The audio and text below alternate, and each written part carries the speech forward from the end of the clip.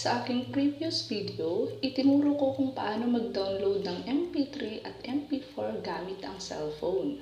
So sa ngayon, i-share ko naman sa inyo kung paano i-convert ang mp4 to mp3 gamit pa rin ang ating cellphone. So, ito yung application na gagamitin natin guys, music editor. Kung wala pa kayo nito, i-download nyo lang sa Play Store. So, simulan na natin guys. Open na natin yung music editor. Ayan na siya. Then, click video to audio. Then, iselect na natin yung video na gusto nating i-convert. Pero, i-play muna natin guys para makita nyo yung naka-video or mp4 siya. So, ito na.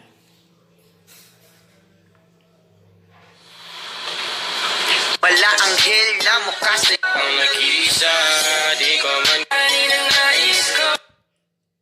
Okay, so ito siya guys. Back na tayo.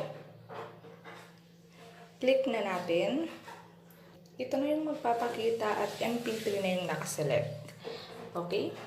So, i-click na natin yung parang SD card sa may upper right. Then, click OK. It takes more than 2 minutes guys para ma-convert siya. Pero it depends pa rin naman sa haba ng video na gusto nating i-convert. Ayan na siya guys. So back na tayo. Check na natin sa music natin. Okay. Search. Marikit. Ayan na.